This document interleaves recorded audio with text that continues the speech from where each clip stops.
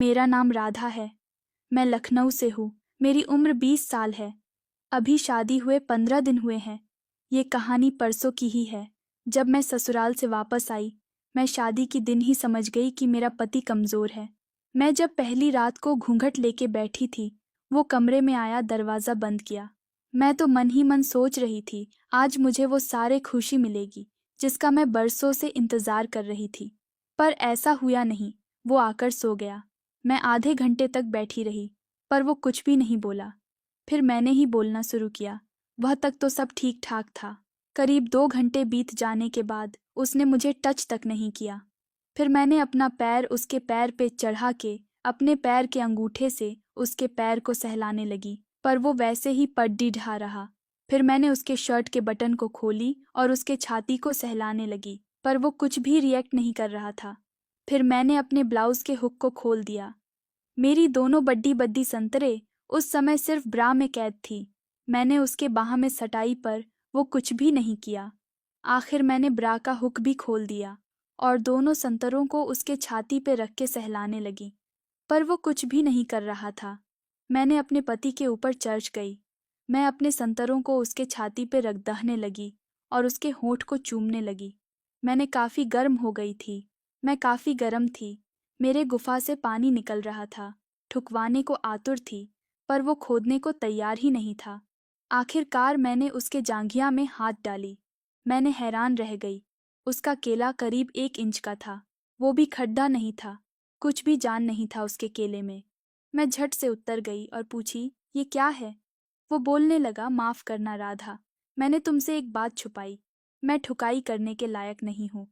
मैंने अपना काफ़ी इलाज करवाया, पर मेरा केला खड्डा नहीं होता है।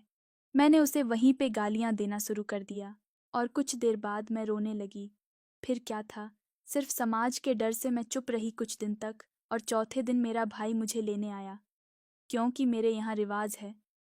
पहली बार दुल्हन को मायके 4 दिन में ही आना पड़ता था। भाई के आते ही मैं तैयार हो गई। फिर उसके साथ मैं अपने मायके वापस आ गई। मैं कुछ भी घर में खा नहीं रही थी, क्योंकि मुझे ही पता था कि मेरी जिंदगी किस तरह से बर्बाद हुआ है। पर मेरा भाई मुझसे बात करने आ गया कि बहन बोलो, क्या बात है? कुछ तो बात है जो छुपा रही हो। मैं टूट गई और भाई को सारा बात बता दी। भाई ने साहस बढ़ाते हुए कहा, कोई बात नहीं, पापा से बात करके मैं तुम्हारी दूसरी शादी कर दूंगा। इतना सुनते ही मैं भाई में लिपट गई और वो मुझे अपने बाहों में भर लिया। उस समय माँ और पापा घर में नहीं थे। फिर पता नहीं क्या हुआ। वो भाई बहन का प्यार में जो गले मिले थे, वो ठुकाई में तब्दील हो गया। वो मेरे होंठ को चूमने लगा और मैंने भी। दोनों किश करने लगे। फिर मेरा भाई मेरे संतरे की दबाने लगा और बोला, मैं अपनी बहन को खुश देखना चाहता हूँ, चाहे मुझे बहन को ही क्यों ना ठोकना पड़े। मैंने भी बोली, कोई बात नहीं, मैं भी तुम्हें मना नहीं करूँगी, जो करना है कर लो। तभी माँ और पापा आ गए। फिर हम लोगों ने खाना खाया और मम्मी पापा नीचे सो गए और मैं ऊपर फ्लोर के कमरे में सो गई। और ऊपर के फ्लोर पे ही भाई का कमरा था, वो भी सोने आ गया।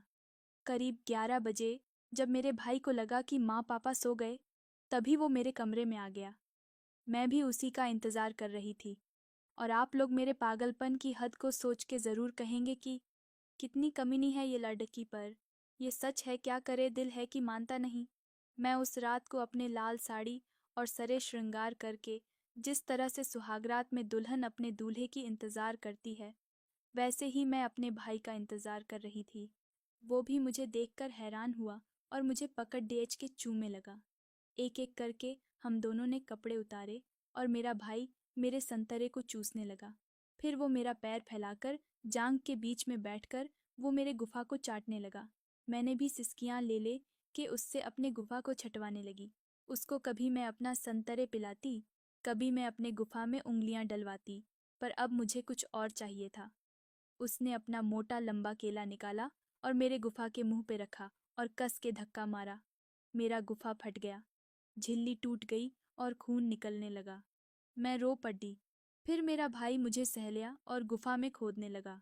वो हर एक स्टाइल में ठोका और रात भर ठुकाई। सुबह तो मेरे से चला भी नहीं जा रहा था। अब तो मैं अपने भाई को मन ही मन पति मान चुकी हूँ। दोनों एक दूसरे को बहुत प्यार करते हैं।